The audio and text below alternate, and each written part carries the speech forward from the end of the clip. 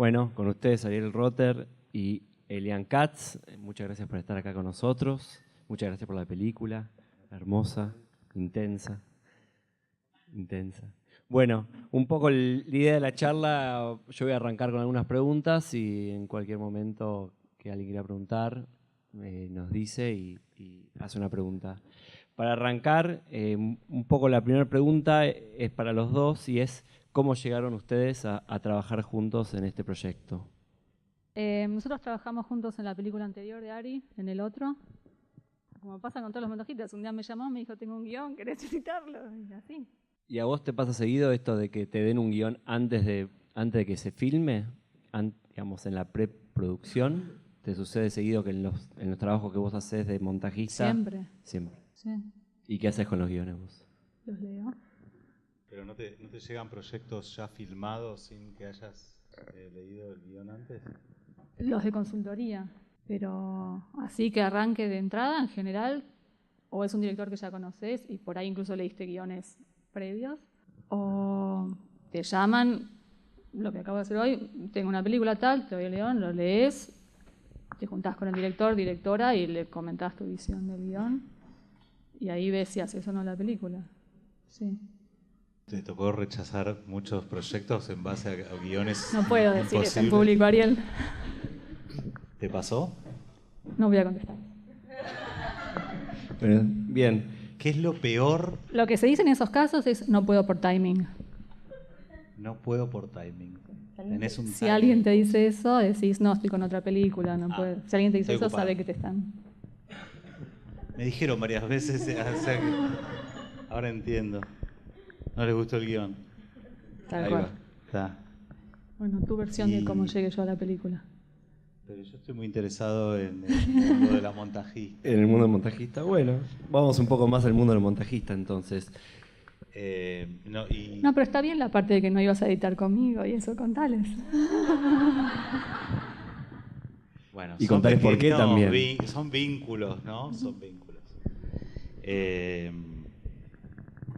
No sé exactamente cómo fue la génesis, digamos, de cómo conocí a Elian. En realidad creo que sí. A mí me había gustado mucho el trabajo de otro montajista, de Roy, que fue el montajista de La Ciénaga, de Lucrecia Martel. Y Roy en esa etapa creo que además estaba viviendo en España y demás. Y bueno, o sea, claro, alguien hace La Ciénaga y vos creés que necesitas ese montajista, pero lo que necesitas es ser Martel, ¿no? Lo busqué a Roy, le conté que estaba con un proyecto, que tenía ganas de conocerlo y ver si él podía montar, y me dijo, tengo un problema de timing. Le mandaste el guión antes. No le mandé guión, pero bueno, me lo dejó picando, así que aproveché el gag. Somos un dúo cómico, cuando estamos sin laburo nos presentamos, ya les vamos a pasar. Y me dijo, mira, no puedo, pero te recomiendo a Elian. Y le dije, ay, ¿qué editó Elian? Me dijo, casi nada, pero es buenísima. Había hecho una película hasta el momento y trabajaba, por supuesto, con editor en otros formatos. Y bueno, me encontré con Elian, derrochó simpatía en ese encuentro. Es una chica muy callada y muy buena compañera. Y bueno, nada, medio intuitivamente nos metimos en ese viaje. Y bueno, fue una película como todas, quizás bastante parida, sufrida y reencontrada en el montaje, ¿no? Y bueno, de algún modo, para hacerla corta, continuó con esta otra. Bien, perfecto. Bueno, cuando empezó el rodaje y la edición, ¿en qué momento del proceso comenzó? Ya, Elian, ¿en qué momento empezaste a recibir el material? ¿Y qué hiciste cuando empezaste a recibir ese material? No me acuerdo bien en qué semana de rodaje, siempre, digo, cada vez nos mandan más hacia el final, pero sí, no sé.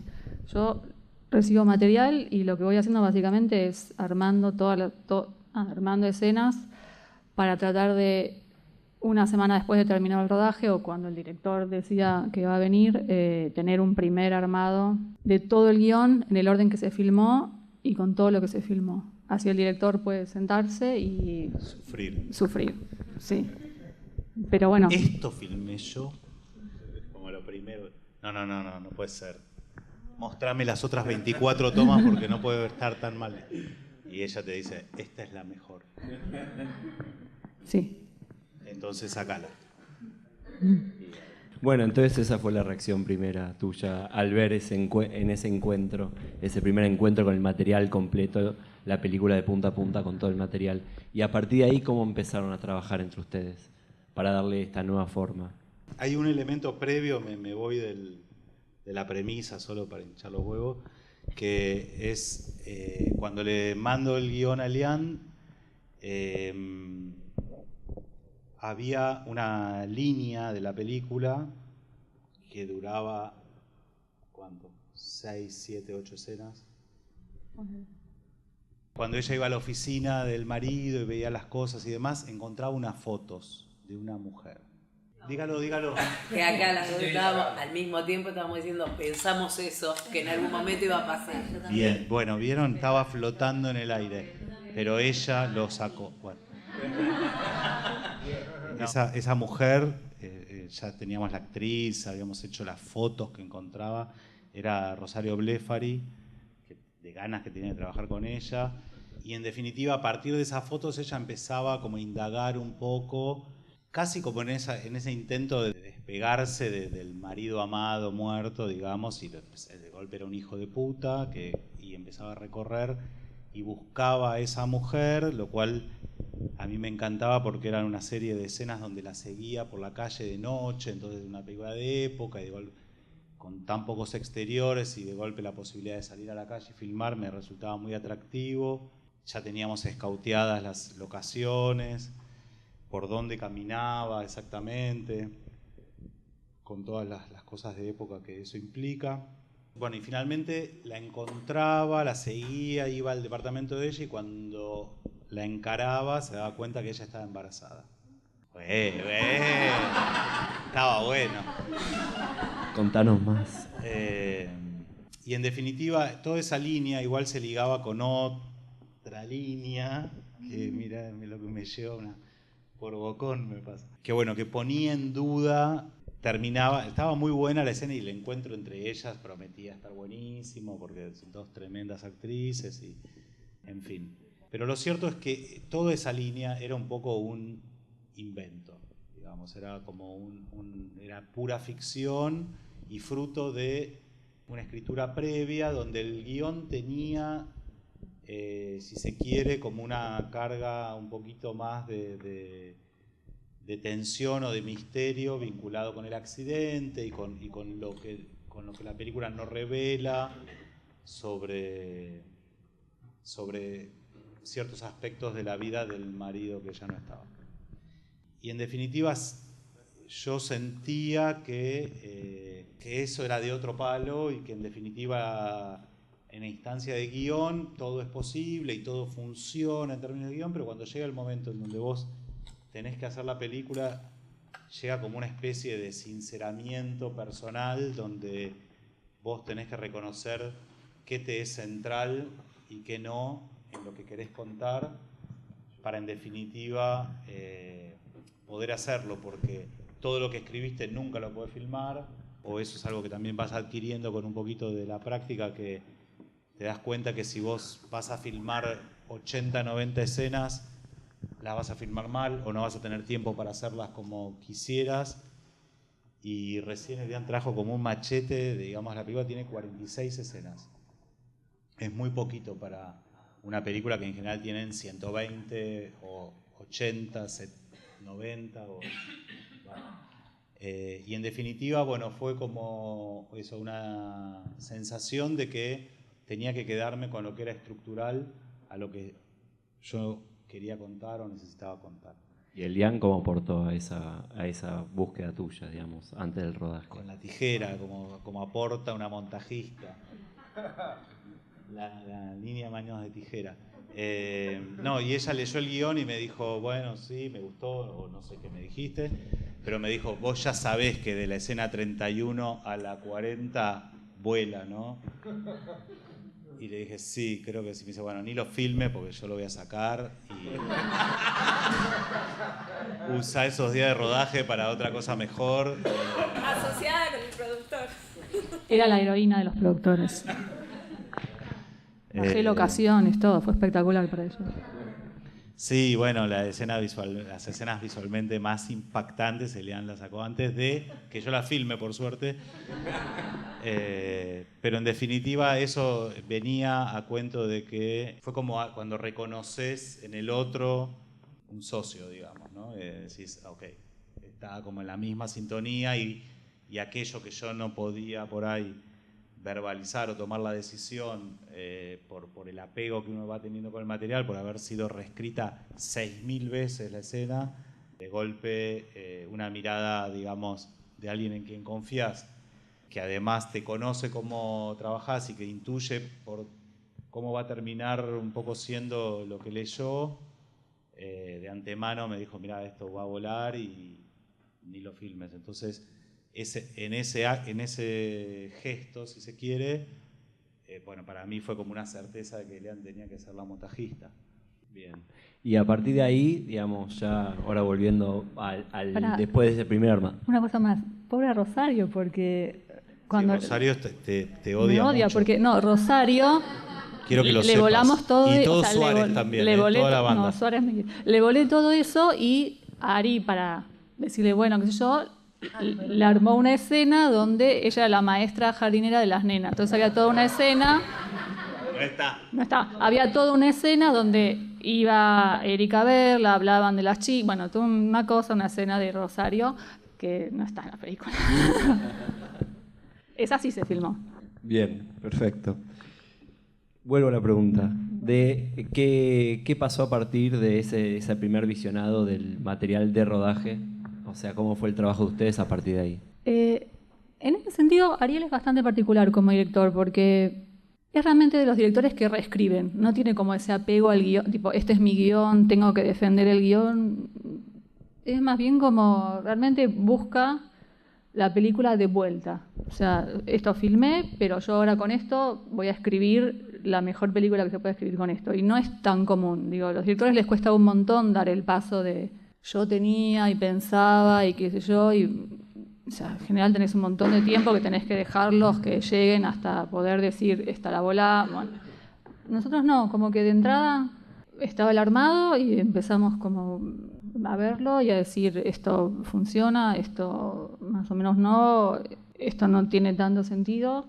Y en general uno pierde mucho tiempo editando escenas que vos internamente sabés que van a volar, pero tenés que pasarte editándolas porque en ese momento no las podés volar. Y nosotros en ese sentido nos ahorramos bastante tiempo de no encapricharnos con escenas que sabíamos que no iban a quedar.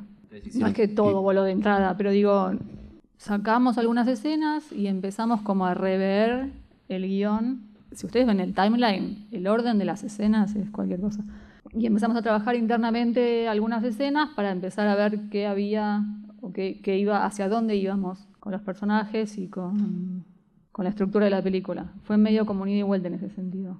No es que primero hacíamos todas las escenas y después la estructura, como estructura de escenas, y la íbamos llevando así, ¿no? En general lo que me suele pasar a mí, y intuyo, digamos, por un tema sindical a todos los directores, es que cuando llegás y ves toda la película, o sea, todo lo que filmaste, en el orden en que lo filmaste, con todas las escenas de que empiezan a que terminan, digamos, la mejor opción que considerás es el suicidio. Entonces, es fácil descartar, porque, digamos, cualquier cosa va a ser más benévola que esa decisión que es la que deberías tomar. Entonces, hay una profunda depresión muy, muy clara y evidente, que es cuando te sentás y ves todo eso, porque está todo, está, viste, menos la claqueta, ves todo, y en algunos hasta está el corte, viste, Elian dentro de todo es bastante prolija y te la deja prolijita, ya con cortes y algunas cositas, pero en definitiva a los 20 minutos te das cuenta que es imposible. Y está bien que así sea, digamos, ¿no? Porque en definitiva el proceso es una palabra difícil, pero no encuentro otra. Como el proceso creativo realmente debe darse nuevamente, ¿viste? Porque si no, en definitiva es un refrito de una idea previa y preconcebida. Se dice habitualmente, digamos que una película se escribe 3 veces, en el guión, en el rodaje y en el montaje, y es absolutamente así. Valdría, se podría agregar, y en el armado de sonido también, digamos, sumaría como una cuarta escritura. Y está buenísimo, es algo que personalmente es un proceso que disfruto mucho una vez que hice el duelo de que eso es lo que hay, digamos, ¿no? Porque es realmente un duelo que es, porque en etapa de guión, digamos, todo es posible, todo es factible, porque todavía no fue hecho, entonces esa interpretación, vos te imaginás que la escena va a ser así. Cuando la ves y concretamente, digamos, es lo que es, bueno, esa escena por ahí, tiene la luz que imaginabas, tiene, no sé, el vestuario que imaginabas, pero no está sucediendo lo que vos querías que suceda, o viceversa, está sucediendo lo que querías que suceda, pero tiene la peluca corrida, entonces todo el tiempo estás intentando reconocer cuáles son las escenas que te transmiten algo que se conecta con aquello que se conectó con vos al escribirla.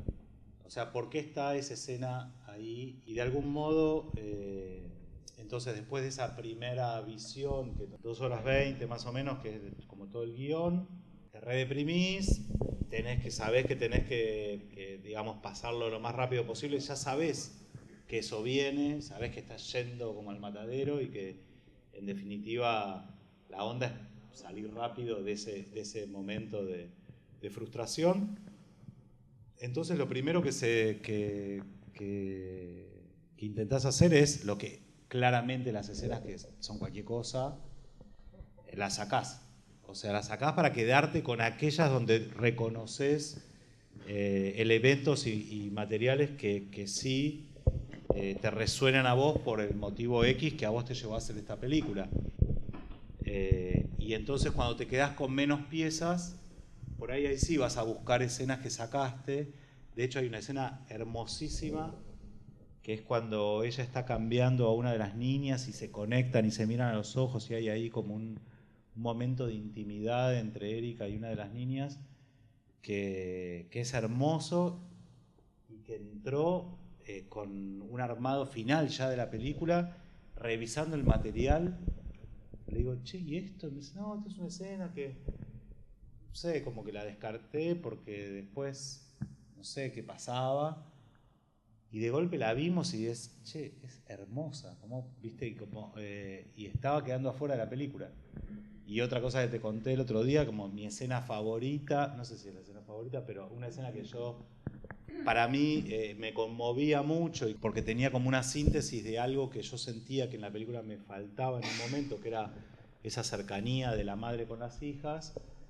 Había una escena muy linda donde ella en la madrugada dormía por el pasillo a una de las niñas mientras le cantaba, la arrullaba y iba y venía, y había algo ahí en ese silencio de la madrugada que era muy hermosa y que en un armado fue la escena final de la película y no está, no le encontramos lugar. Donde entraba algo se jodía, ¿viste? Y bueno, fue eso. Creo que estuve 3 días, ¿no? Así como déjame un rato solo, déjame pensar. Era entre esa y el plano final de la película, que está bien, tenía que ser el plano final, lo digo ahora, pero en su momento como 18 tomas y ni en todas pasaba algo.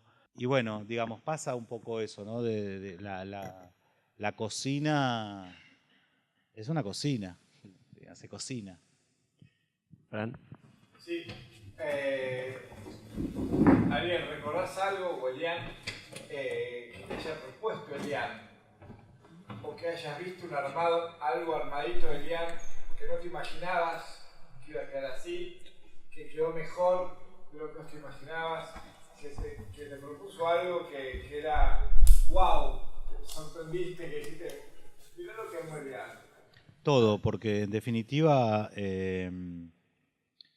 digamos, la falta de distancia que uno tiene en general para con el material con el que uno filmó es absoluta. En este caso, donde yo además trabajaba sobre materiales familiares, ni te cuento. O sea, la película está un poco construida en base a una serie de eventos que tuvieron lugar en el seno de mi propia familia antes de que yo naciera, pero que de algún modo conforma la familia a la cual yo llego. Entonces, y creo que hay algo de esa intimidad ahí que si bien la gente no tiene por qué saberlo, se siente, digamos, como una cercanía con lo que se está contando de un modo íntimo, y es la palabra que me viene, y amoroso quizás. Pero en definitiva la falta de distancia para con una cantidad de elementos que tenía el libro, que por ahí no tiene la película terminada, para mí eran estructurales y centrales, y Elian me decía, esto, o sea, a la película no le hace falta. Y de algún modo, no sé cómo explicar, pero es como una suerte de confianza, digamos, cuando confías en el criterio de alguien. Entonces, en ese sentido... Disculpame, pero eso es previo al armado. No, estoy hablando de todos los días, todo el tiempo. Es, che, ya está, listo, ya está. Decís, o sea, si ella, mirá, me parece que esta escena no da porque venimos de acá, no sé qué, ok. Entonces, yo confío, digamos, en el criterio de la otra persona, en este caso de Elian, no de cualquier persona, obviamente. Básicamente soy bastante desconfiado, pero, digamos, trabajar, digamos, conjuntamente es un acto de fe. Digamos, vos confías en el criterio del otro y hasta que te demuestre lo contrario, digamos. Ella dice, mirá, yo haría esto, de acá, acá, de acá, acá y de acá, acá. No recuerdo puntualmente alguna escena y demás porque realmente fue todo muy trabajado en conjunto y hubo un ida y vuelta constante en todo. Pese a no estar presente el productor de la peli, me gustaría saber cómo pudieron financiarla de alguna forma. Si fue un presupuesto grande, porque se ve una producción compleja con Erika Rivas, digamos, una actriz conocida, una película de época. Quisiera que cuenten un poco ese aspecto de la película, si pueden. La verdad que la película es una película de muy bajo presupuesto para lo que se ve. Y es de bajo presupuesto, inclusive para lo que no se ve, es de bajo presupuesto. En relación a lo que sale a hacer una película en Argentina, digamos, tampoco es una película sin presupuesto, para nada. Es una película, digamos, de presupuesto medio-bajo. Tuvimos 6 semanas de rodaje, lo cual hoy es casi un lujo, pero estaba como muy contenida por 3 semanas adentro del departamento. Las primeras 3 semanas adentro del departamento, con lo cual también había como un ahorro de logística, de no tener camiones y qué sé yo en la puerta. Básicamente la película tiene un crédito del Instituto de Cine, del INCA, una participación de un coproductor que también es el vendedor internacional de la película, que son unos franceses, que aportaron un dinero, digamos, por adelantado. El fondo Ibermedia, que es un fondo iberoamericano, donde se le puede otorgar a películas donde participen al menos 2 países latinoamericanos. Teníamos también un asociado uruguayo, digamos, que iba a aportar los 2-3 actores uruguayos que tiene la película. Uno es un actorazo que me encantaría volver a filmar con él, que es el socio, con el que ella se va a reunir a la oficina, que es Roberto Suárez, un súper actor. Y bueno, y después todo lo que faltaba, digamos, salimos a buscar dinero de un prestamista, digamos. ¿Cuántas semanas o días de edición hasta que dijeron, listo, ya está? 15. 15 semanas. Eran 12 originalmente. Conseguimos 3. Perdón, ¿cortaron en el medio o fueron de corrido? Hubo creo que, digamos, después del rodaje yo me tomé una semana o 10 días antes de ir a la isla, pero ahí Elian ya estaba trabajando y creo que hubo un corte de 2 semanas ya con una versión, digamos, bastante arrimada a lo que podía llegar a ser la película. Necesitaba una distancia para ver algo, porque ya hay un momento en donde estás muy, muy cercano al material. Y creo que ahí, no sé si fueron también una semana o 10 días que dejamos de ver la película y seguimos 2 semanas más. Tengan mucha suerte con las semanas. A mí me están pidiendo cerrar bastante en menos. 10 si puedo. 12 ya hoy en día parece casi un lujo. La verdad que 15 fueron gloriosas. Sí, yo no sé cuánto editamos en el otro, pero mucho más, ¿no? Como 4 meses. 5 meses. Casi. ¿Y tuvieron algún screening o la mostraron a otras personas? Hoy hablábamos de eso. La mostramos a 4 o 5 personas. Muy ¿no? poca gente, sí. Uno era digamos, un tutor o un consultor de guión que yo tuve durante el proceso de hacer la película, una persona con la que también ya había trabajado en el otro, y Jorge Goldenberg, en quien confío mucho, que figura ahí como un hombre que lee y opina porque no le gusta el rótulo de consultor ni de tutor. Yo soy un hombre que lee y opina. Bueno, listo, así te pongo. La vio él, la vio... Sí. ¿Y ustedes con eso tres amigos, 3 o 4 directores amigos ¿Y a ustedes les sirvió en el proceso de montaje de la película mostrarlo? ¿Les devolvió algo ese hecho? Y más o menos, o sea, sí y no. Porque la verdad es que, digamos, te sirve cuando te dicen que algo no le gusta. Cuando te dicen, está buenísimo, no sé qué, no le crees, te chupa un huevo, es como que vos querés que te digan lo que no, porque lo otro es como que, no sé, no hay nadie más crítico que uno mismo para con el trabajo. Entonces, y bueno, en definitiva, las personas a las que le mostramos la película es gente con la confianza, digamos, de poder decirte, che, mirá, a mí me pasa esto, a mí me pasa esto. Creo que nos acordamos inclusive quiénes la vieron Juan Villegas y Celina Murga, que son 2 directores amigos a los que le gustó mucho la peli, para mi sorpresa. Luis Chitaroni, que es un escritor que trabajaba en la oficina de al lado y de donde estábamos editando, y estaba recopado, pero bueno, viene como marciano, entonces estaba buenísimo, igual que se cope, pero no sé si él se hubiera atrevido a decir esto no me gusta y demás.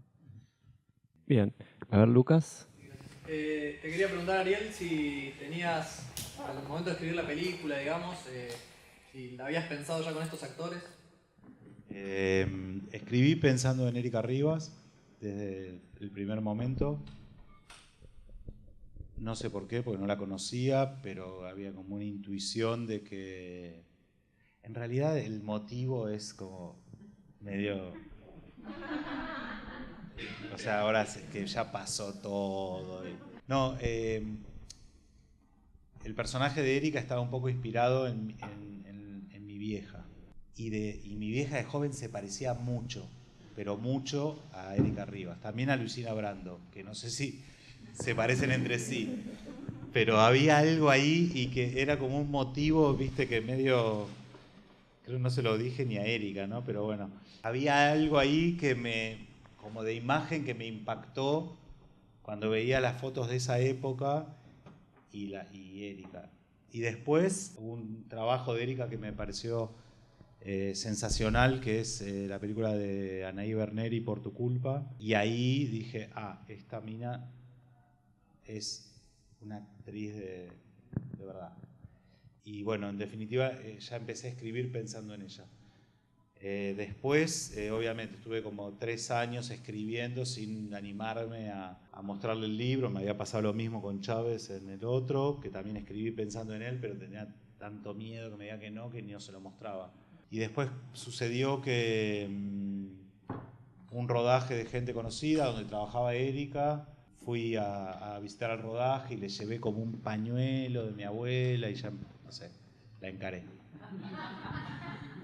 Y bueno, después los otros actores, Susana Pampín era como también un deseo lejano, digamos, si bien no escribí pensando en ella, el personaje de Pampín, por ejemplo, fue escrito siempre visualizando a mi abuela, digamos. Era como la imagen que veía era la de mi abuela, no como la de Erika que veía cuando escribía el personaje de Luisa. Y en el personaje masculino fue como directamente fruto de un poco el azar más lindo que tiene todo esto, que de vuelta, la palabra, el azar creativo, que yo quería concentrarme en la figura de la mujer y despegarme un poco del personaje de referencia de Subioto, el que hace el candidato, que estaba inspirado en mi viejo. Y mi viejo era un gordo pelado.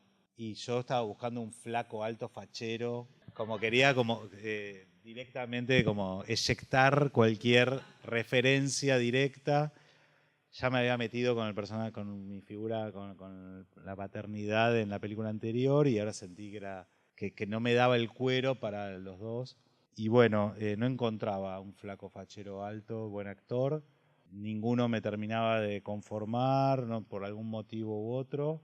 Y María Laura Berch, que era la directora de casting, que un poco me venía acompañando en este proceso, me dijo, ¿por qué no te juntás con Subioto, que es alguien especial? Le dije, no, me encanta Subioto, pero nada que ver, estoy buscando un alto, flaco, fachero. Yo buscaba como un Casabetes, digamos, un Casabetes itself, digamos, ¿no? Buen actor, pero además con la capacidad así como una impronta que tenga también un poco de la locura que un poco tenía ya el personaje, pero no tanto como terminó teniendo. Y de algún modo, bueno, dije, bueno, dale, como encima no hago casting porque es una situación que la sufro, la padezco enormemente y siento que el actor la sufre el doble. Entonces me encuentro a charlar con gente y trato de intuir, sobre todo cuando están distraídos, si es o no el actor. Entonces es difícil. En general, digamos, con cualquiera que te encontrás, es un chiste. Con cualquiera que me encuentro. Claro, perfecto, ahí va. Bueno, lo que pasó fue que apareció Subioto y es muy, muy, muy chueco, pero chueco tiene un nombre eso, es como una chuequera al revés, así medio para afuera. Me causó mucha gracia, digamos, su andar, y lo primero que dije es, tiene 2 escenas de baile, este tipo no puede, la va a fracturar a Erika. Entonces le dije, perdón que te interrumpa, pero ¿podríamos bailar? Y ¿En el bar fue esto? No, en el salón donde sucedía el encuentro este. Tomamos un café en una sala de la directora de casting, qué sé yo. Y era muy gracioso, mientras lo vi bailar dije, no, ya está, yo no puedo escapar, es un gordo pelado. En ese momento le dije, mira Marcelo, olvídate de todo lo que leíste, en 72 horas voy a reescribir el personaje tuyo porque era así. Y el otro se iba abriendo los ojos y me dice, está buenísimo, mucho mejor que lo que leí.